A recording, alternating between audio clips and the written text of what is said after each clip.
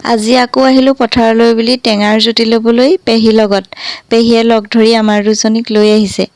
হনুমানক পেহীয়ে লৈ গৈছে আৰু মই কেমেৰা কৰি কৰি পিছে পিছে গৈ আছোঁ। মা আগতীয়াকৈ গ'ল। মা অকণমান ধান দাবলৈ আছে, সেইটো কাৰণে এয়া মায়ে ধান কাটি আহি পেলানি আমাৰ লগলৈ আহিলে। মায়ে এইফালে টেঙা কাটি আছে, হনুমানো টেঙা খাবলৈ উৎপাত, সেইটো কাৰণে মায়ে লৰালৰিকৈ কাটি আছে। পথাৰত টেঙা খোৱা জুতিটো বহুত বেলেগ, খোৱাসকলে জানে, সেইটো কাৰণে এবছৰলৈ যাবগৈ। সুবিধাটো পাই তাকে খাবলৈ আহিলোঁ। পিছে যোগাৰবোৰ সকলো নাহিলেই।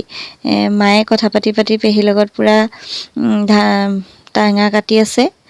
পেহীয়ে আহি বহি ল'লেহি, কলপাত আনিবলৈকৈ থাকিলে, সেইটো কাৰণে এনেকৈয়ে খাবলগীয়া হৈছে। এইফালে হনুমানক মায়ে খুৱাই আছে টেঙা, তাকে মই ভিডিঅ' এটা কৰি ৰাখিলোঁ। আমাৰ হনুমানুৱে যে টেঙা খাই ইমান ভাল পায় নহয়, কি ক'ম আৰু।